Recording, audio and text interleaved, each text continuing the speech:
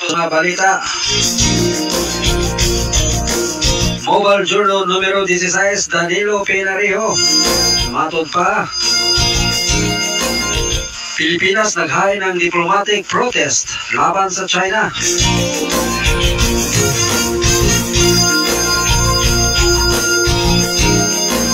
Alamin natin ang balitang yan na naihatid sa atin ni Mobile Journal numero 16, Danilo Pinario. Dan, please come in.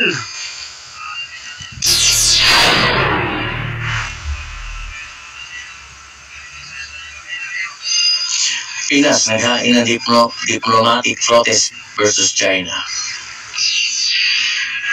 Nagpadala na ng Pilipinas ng note verbal o diplomatic protest sa China dahil sa pinakahuling insidente sa Ayungin Shoal sa pagitan ng militar ng Pilipinas at China Coast Guard or CCG noong Hunyo 17.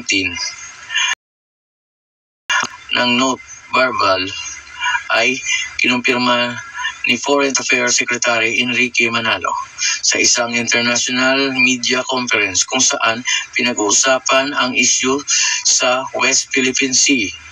Ayon kay Manalo, nakausap na siya si Chinese Ambassador Huang Xinlan hinggil sa insidente pero tumanggi itong magbigay ng detalye sa mga napag-usapan.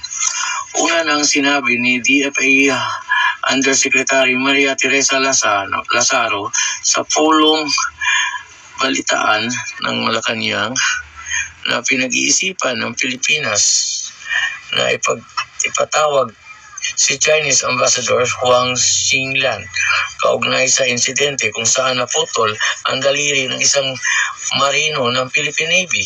Kamakalawa ay hinayag ni Manalo sa pagdinig sa Senado na nakatakda sila nga makipagpulong sa kanilang counterpart sa Hulyo para talakayin ang insidente sa Ayungin Shoal.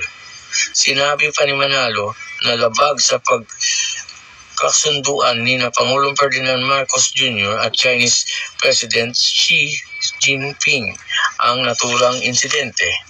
Dapat din aniyang pangasiwaan ng maayos ang anumang maritime difference ng dalawang bansa. Nanindigan si Manalo na dapat idaan sa pag-uusap ang nangyayaring tensyon sa West Philippine Sea. Ang balitang ito ay hatid sa atin ng Blessed Panyawan Liniment mula sa Tansa Cavite, Mobile Journal number 16, Danilo Pinario nag-uulat para sa Shine Balita Online. Sa buong mundo. Maraming salamat sa iyong balita. Sa iyong report, Mobile Journal numero 16, Danilo Pinario.